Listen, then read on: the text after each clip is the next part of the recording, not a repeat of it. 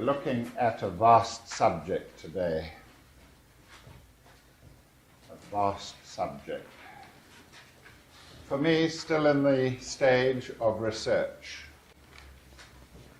Research that is difficult and hard to corroborate. Research that needs really to have a team, but we have no team. What we do know is this about Kundalini.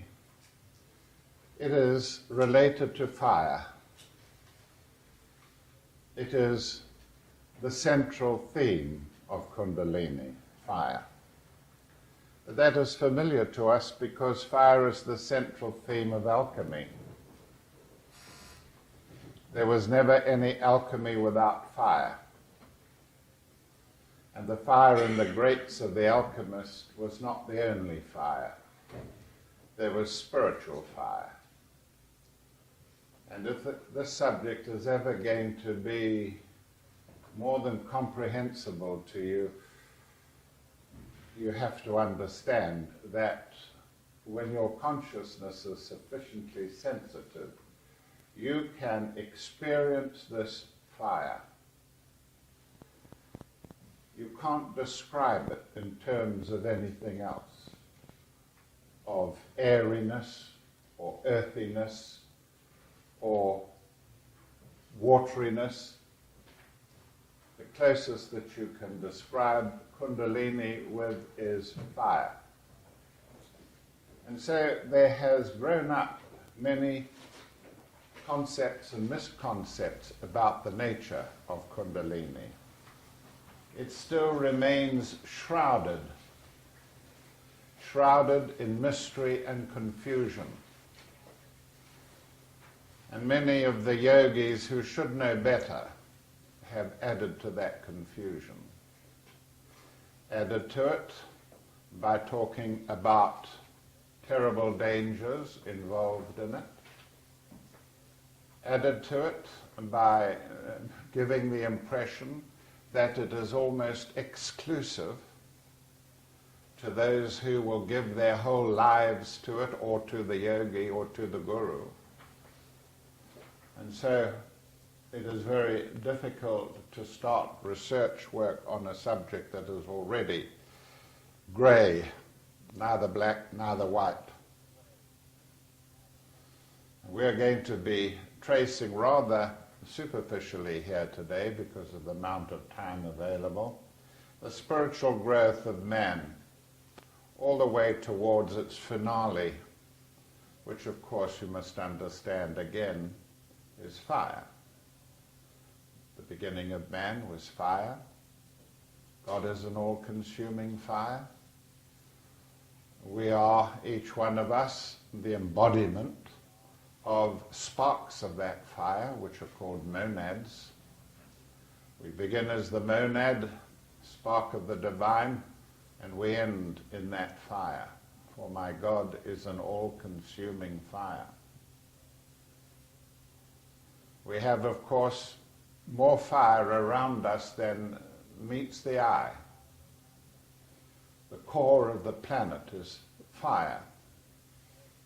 The fire that we do burn in our grates, but it has a counterpart to it, just as everything in the universe has a subtler counterpart to it. So there is fire deriving from the core of our planet with its etheric counterpart. There is also solar fire, whose tiniest elements we draw in each day of our lives as we take our life breaths. The solar fire, which gives us our prana, which steadies and guides and amplifies and modifies the direction taken by life on the earth, keeping it in an evolutionary stream, not an involutionary stream, not a scattered diffuseness, but constantly checking the stream of life to see that it is evolving. We call that solar fire, and we have some evidence of that available to us. And then we have the third of the fires. And the third of the fires is cosmic fire. We have gone now from planet to the planet's sun, and from the sun to the core of the galaxy. And from the core of our galaxy, immense forces are emitted. Science is able to measure some of them. These forces are so stupendous that we cannot hazard what their nature is. What we do know is that science registers some of them. And those that it registers means that there are others that it has not yet come into contact with, but are there. And they emerge straight from the galaxy, and some of us are sensitive enough to pick up emanations of this fire. I didn't know what it was. When first it streamed through me, I gave it a symbol, an S with an arrowhead on the tip of the S. You'll find it referred to in my books, many of my books, in that way. So I emphasize the nature of the central theme of our subject, but I'm not going to talk in elusive terms. I want you to understand as much about the subject as possible, because I put a lot of work in it, and I'm giving you the talk on it, and I will feel rewarded if you do understand something of what I say. Cloaked in mystery, screens of smoke, confusion around the whole subject. And when you get down to the books like Arthur Avalon's Serpent Power and others, you find that they contain a pseudo-anatomical cum chakra mumbo-jumbo. There's a hyphen between each of those words. Mumbo-jumbo. The anatomy is most often incorrect, urethra being mixed up with ureter, and silly little things about nadis being confused with nerve plexuses. So books have not helped the, shall we call ourselves, layman so far. I have had to approach the subject, therefore, from a completely different angle. Dangers, that's what you hear about when you mention Kundalini. Ooh, we don't talk about Kundalini here. There are dangers attendant on raising it. And that wards you off, pushes you aside, and stops you from finding out that they don't talk about Kundalini because they know nothing about it.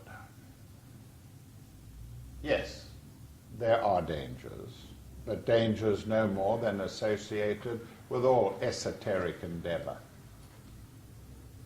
The kind of endeavor I mean is trying to live in two worlds. The struggle to comprehend the nature and emissions from the inner worlds as well as this damn confusing outer world. We get such things through trying to focus our attention, to study, to see the esoteric meaning in everything. We do get things like migraine, which is a disorder of the Ajna center, the brow chakra. Yes, we do find that the more we become involved in mental focus, that we develop a flow of mucus from the sinuses. That is normal in esoteric unfoldment. Not infected, so that you could call it sinusitis. Just a flow from the sinuses. And we have to anticipate that and not worry too much about it. There are other attendant dangers, and we will deal with them sooner or later. There are many schools of thought on the subject of Kundalini. We could halve them and say one lot deals with the Hindu concept of it, And we would need to look at Hindu mythology, the great gods of Shiva, Vishnu, and Brahma. We would have to look at their mythology. We would have to look at their animals. And their animals are almost as prolific as the Egyptian religion of old. Crocodiles or Kumaras, wonderful symbol, the crocodile, wonderful symbol. They were held sacred in ancient Egypt, not only because they had the ability to operate on this plane and this world, but they were able to operate in water. Water and land, they were therefore had a duality about them that took the admiration of the Egyptian priests. The crocodiles also would not live anywhere if the water was foul. And where crocodiles lived, the water could be considered to be clean. And it was therefore a lucky symbol. We call the crocodile symbology Kumara. I'm a Kumara. And born in Capricorn emphasizes the Kumara. We all have Capricorn in our charts.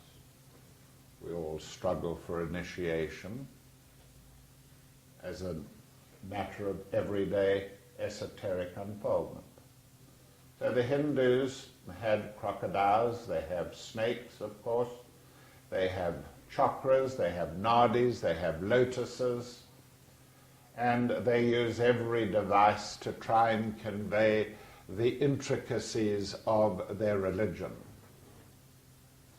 And of course, the symbol of Kundalini is a female snake coiled up 2.5 times, lying asleep, nestling in the root chakra, the 4-petaled lotus, at the base of the spine, just above the anus.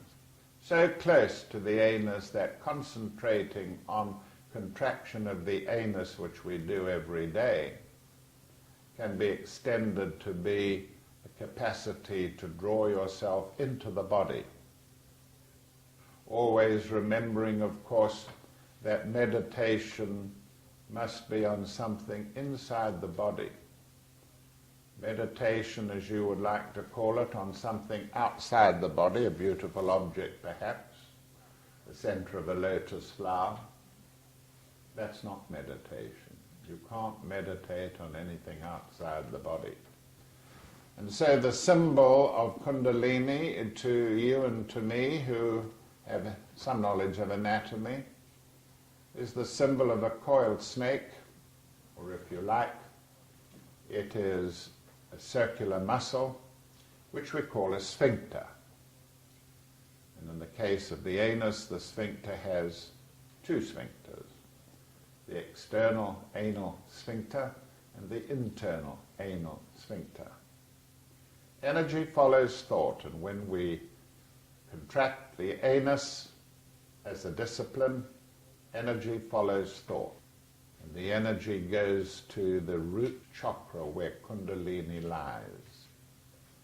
But she is not expecting to do anything very much with the energies that you supply her with. The energies that you are supplying will probably keep her in hibernation. They'll maintain her in hibernation. What she is waiting for is that fire, that cosmic fire, coming from the core of the galaxy and transmissible by rare individuals on the planet. And any one of them could be you, even if it is eventually.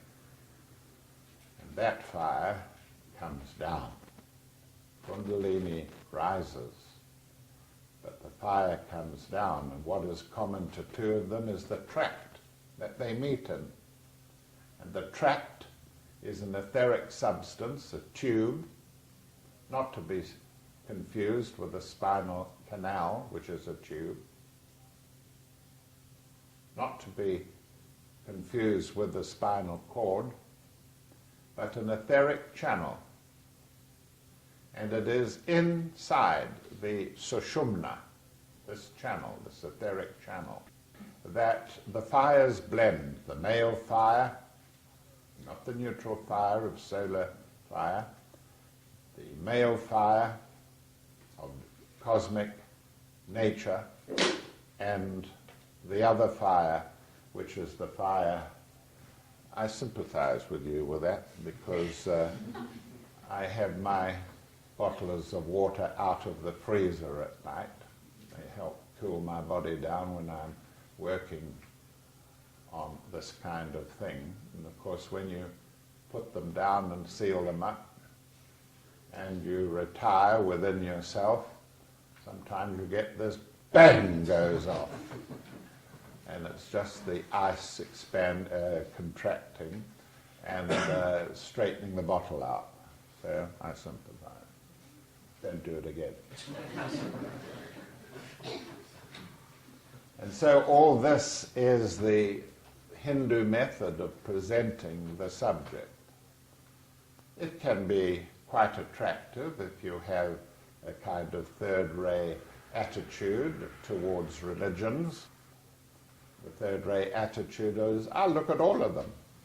I'll have a good look at all of them. I'm not going to be put off by anything. If you've got that attitude, you'll find these concepts not particularly worrying. I have difficulty, or did have difficulty, taking them inwards. Then there is the other group, which we call the Kundalini symbols of Western thought. The idea of a snake is common, of course, to both the Orient and to the Occident. Snake is common to both. Very ancient days, snakes were used, of course, in ancient Egypt. And we all had lives in ancient Egypt somewhere. In the 30-odd dynasties of pharaohs you and I served, possibly ruled, possibly had a great say in the order of things in those days. And the snake was the symbol of Pharaoh's sovereignty, of course, but it was also the symbol of focus, where the snake put its attention at the most important point, which often was the one that threatened it, and could strike quickly, rapidly, all indicative of the nature of the Ajna center. From Egypt, of course, the snake itself went on to Greece through Alexandria, and in Greece it was the symbol of healing. Aesculapius, the god of medicine, his symbol was a crutch, which indicated that he dealt with patients, often crippled in some way, needing care. And the crutch was wound around by a serpent. And still to this day, this concept is used in Western medicine. The second serpent was added mainly by Rome, who got its push culturally from Greece. Rome could never have developed the rate it did and the power that it attained if it had not been for the Grecian civilization. And so Hermes, the messenger of the gods, or Mercury if you like, carried the symbol of Sushumna, which was a wand in terms of English mythology. It was a rod entwined by the two snakes. The two snakes were the equivalent of what the Orient calls Ida and Pingala. So Ida, Sushumna, and Pingala is the magic wand of Mercury.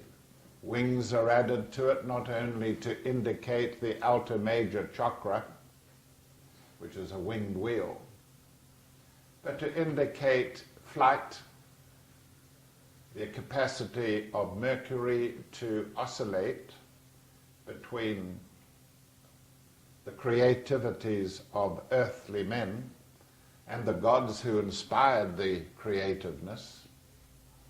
He was Musagetes. He was the lord of the muses, the 9 muses. And there was a muse for poetry, and a muse for sculpture, and a muse for this, and a muse for that. And none of the ancients were arrogant enough to believe that their creativeness was self-imposed, that they had a brain that was creative, and that they had raised their brain, and so on. They believed that there was an inward force that came. And one of the glories of Kundalini is that it explains this creativeness of mankind, and why some people are creative, and what their characteristics are, their psychological characteristics are. Because Kundalini has been emphasized as being something drastic and terrible and threatening and macho, whereas it is nothing of the sort. It is a butter knife, which is not meant to injure or to harm or to pierce, but to add enjoyment to what is being eaten. So when you think of Kundalini, think of the butter knife and not of the dagger. The dagger implies harm, harmfulness, which is not part of higher Kundalini. Snakes, and of course snakes shed their skins. And the skins that snakes shed were replicas of themselves. And man has got other bodies, subtler bodies. The snakes, of course, suggest focused power, like the king cobra. Snakes suggest flames, and their wriggling and their licking motion was very important to the Greeks. Aesculapius had a healing temple. The healing of human eyes was very, very difficult in those days. We can't even get ordinary water from our taps to bathe our eyes with. We have to buy water, which has been specially treated, Optrex or Bausch or whatever the make. It was very hard to get clean water in ancient days, and therefore very hard to remove the pus that thickened around the eyelashes of people with sick eyes. And so in Aesculapius's temple, he laid his patients out on the steps at the front. And during the night he had encouraged through the years snakes to come up to the sleeping people, and the snakes would lick away the infection from their eyes, leaving them clean for further treatment. Now, you're not interested in that, but it's all part of the mythology behind our Western traditions on the subject of Kundalini. And in our alchemy, which was the highest form of expression of Gnosis, the Gnostics, the esoteric teachings, alchemy had as its central theme fire. And the basic idea of it is that you could change base metals that would tarnish or rust, like lead, and even up to silver. You could change it into shining gold. And gold was the symbol, of course, of durability, of purity, of refusal to be corrupted, and therefore it was likened to the master, to a human who had reached that stage of perfection where he was incorruptible. So there was alchemy. The reason for alchemy being as it was that the church would have hounded, like they hounded the Gnostics. The Catholic Church would have hounded alchemy out of existence if it had suspected for one moment that there was a religious meaning to it, as of course there was. Because the religious meaning was that there is a central inner fire that changes man from a corruptible, non-spiritual person into a shining adept. And that was the basis of alchemy in the West. And so let us now go on to consider some of the aspects of Kundalini which will give it meaning. If you ask me to choose one statement out of all those made here today about Kundalini, I would just ask you to remember these few words. It is a development in consciousness. It is a development in consciousness. Man in large numbers, mankind in large numbers, didn't really start to read until about the 8th, 9th, and 10th century. And when he read in those days, as more manuscripts became available, long before printing, he found it difficult and would have to follow the line along with his finger as he read. And everyone did that. And it was part and parcel of the process of reading. A few hundred years elapsed, and very few people needed to do that. Somehow or the other, the collective nature of man's mind was able to learn and not need to use a finger to trail along as a cursor bar pointing out where you were in your line. Kundalini is like that. It's a slight change which comes to those who are eligible and which can come more intensely to those who go out of their way to bring Kundalini up the spine. So let me just repeat, it's a development in consciousness. It has a naturalness about it. Man is eligible to read without pointing a finger at each word, and he soon develops that capacity. It doesn't have to be lodged within the DNA molecule. It doesn't have to be there at all. It is a natural phenomenon, like fresh air and the rising sun and the pounding of the rain. It's a natural phenomenon. And that's another thing I want you to understand about Kundalini. It isn't the prize of the guru. It is a natural phenomenon available to mankind who is ready for it. Not everyone, but who is ready for it. Let me give you another analogy. And all the time I'm playing down the roughness of this subject. A man goes to a gymnasium to jog on one of these things that you can run on the spot with. I don't even know what they're called. And he works out 3 days a week inside this gymnasium, which is on the ground floor, not very high. Windows are more or less closed off. And he obtains a degree of fitness. But then, through different circumstances, he manages to do the same thing on a higher floor, which has windows all around it.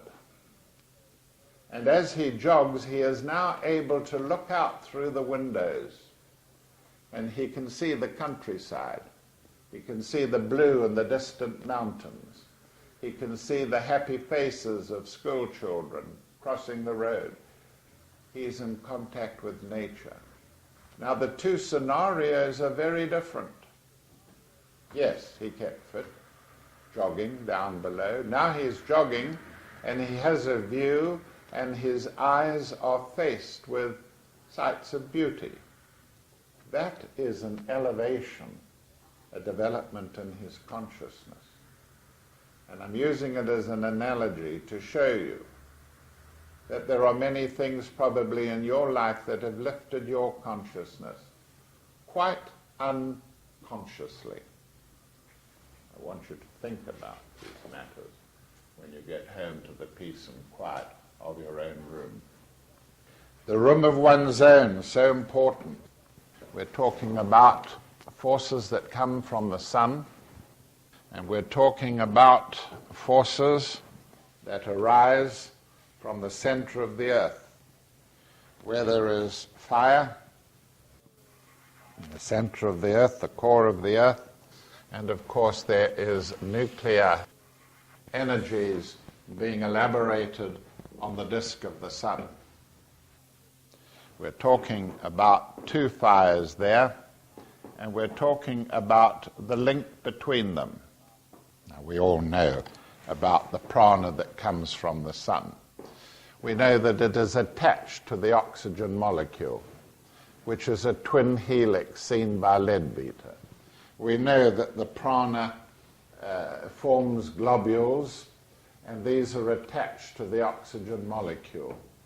And when we breathe in the oxygen and strip the prana off it, which goes into the nadis of the etheric body. The etheric body, interpenetrating the physical, is the vehicle for vitalizing our nervous systems. And when we breathe oxygen in, the oxygen is stripped of its prana, and the prana goes to all the nadis in the body. We know that. And therefore we understand what the nature of this fire can be, because it'll have a lot to do with the activities of the cells that are fed by nadis. Wherever the sun shines on the surface of our planet, the planet becomes saturated with it. Saturated with prana, that is, and this prana, of course, lies on the surface of the planet. Let's make this a little larger. There's the surface of the planet. And wherever the sun shines, prana drenches the surface. And we enjoy it. We're able to absorb it if we are normally structured. But after we have had our go at it, the prana disappears from the surface of the planet, doesn't stay there. By midnight, Leadbeater said, it had been completely absorbed. Absorbed where? Into the planet, into the seas, into the atmosphere, into the earth itself. And this has happened for 5 billion years. It has happened for 5 billion years. And that prana deriving from the sun becomes planetary prana. And it is used again and again and again by all the life forms on the earth. And I'm talking now about life penetrating even the mineral kingdom. And so eventually this prana deriving from the solar Lord is concentrated in the earth, and we call it planetary prana. And planetary prana plays an important part in our lives. Remember, the most profound, abundant element on the earth is oxygen. Whether it is the mineral that we're examining, or the atmosphere, or the ocean, oxygen is more abundant than anything. we have seen that oxygen attaches to prana, or prana attaches to oxygen. So we have now established that there is on the earth planetary prana, and that we are all life forms consuming it. The earth circulates its planetary prana. Somewhere in my writings, I think I remember telling my readers how when I was in retreat on Cape Flats years and years ago, one night I was restless, spiritually restless in the sense that I was entering the diary and so on.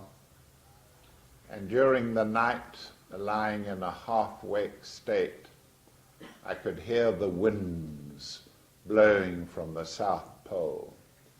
And as they blew, I could feel them increasingly becoming charged, and they came through the walls of the house and flowed through me.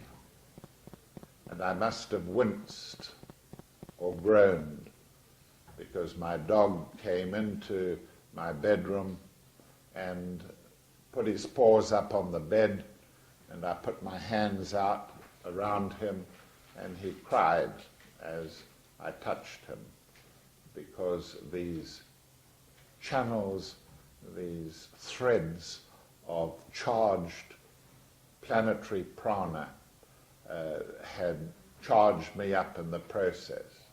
I mention this because we talk about ley lines. We talk about ley lines, lines of force. And they're related to the geostructure of the earth itself. Energies move around and transfer on the surface of the earth. Some structures are lined up to produce markers, as it were, for the movement of these planetary forces. I was in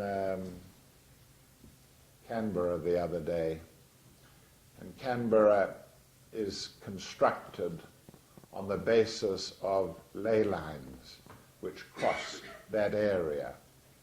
Very interesting. What I'm pointing out here is that the planetary prana is circulated. And wherever there is fire, and I'm talking about volcanoes, again, the planetary prana is affected by this fire. And the most important of the fires on the earth is lightning. Lightning has a tremendous capacity to link with the solar prana, which has become planetary. And the importance of it is that prana, planetary prana associated with fire, is storable. And it is of this order and of the others that the Muladhara chakra at the base of the spine can become charged with alchemizing qualities. Let me just do a quick little drawing to show you now what is emerging.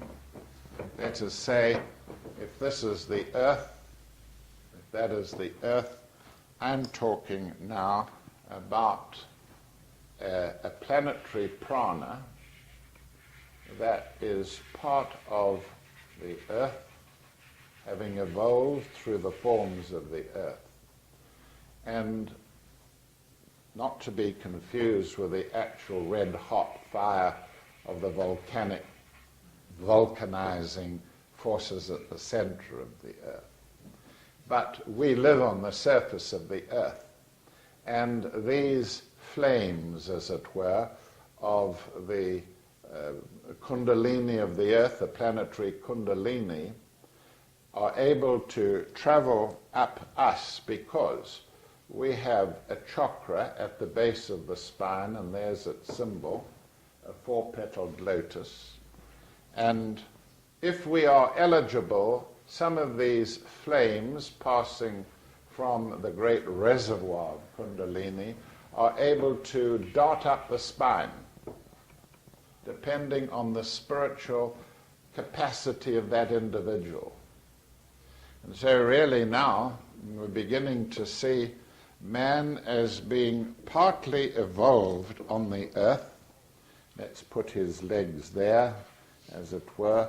Let's put his base of the spine there, and it has its link with the core of the earth, because the earth symbol is also a four-petaled lotus. And we then say that man himself, arms outstretched, head, that man himself is affected by the planetary force of prana, but he is also affected by the solar prana. And this interaction tends to occur again in the Sushumna area. Add to this the cosmic force of fire coming from the center of the galaxy, many galaxies sometimes. The cosmic fire itself enters man through the top of his head. And therefore there are two forces involved. Let us put a nice looking individual there. There's his thousand-petaled lotus. There is the Sushumna channel. There is the chakra at the base of the spine, Muladhara, and the suggestion here is straightforward, that this cosmic fire can perform a service which helps the coiled opposite of it, Kundalini, to move up the spine. Kundalini, moving up the spine, has to clear her way, has to brush aside, if you like, the cobwebs of, can I use the word indecency, lacking purity, and clearing the way, struggles up, trying to reach her mate, which is cosmic fire. This goes on in millions and millions of people. But in those millions, Kundalini never reaches beyond the level of the diaphragm. Never reaches beyond the level of the diaphragm. It is only when the person, through esoteric endeavor, sensitivity, begins to draw, and it becomes more and more intense, this cosmic fire, begins to draw the cosmic fire, that Kundalini is able to break through this critical region here, which separates the abdomen and digestive organs from the breathing mechanism. And so the fire, being drawn up progressively, is now confronted with extraordinary breathing capacity. And like any fire, it is assisted by any mechanisms of breathing. And it is the breathing, the methods of breathing and using it, that acts as a kind of bellows that strengthens the Kundalini fire. And the cosmic fire is the male that draws her up.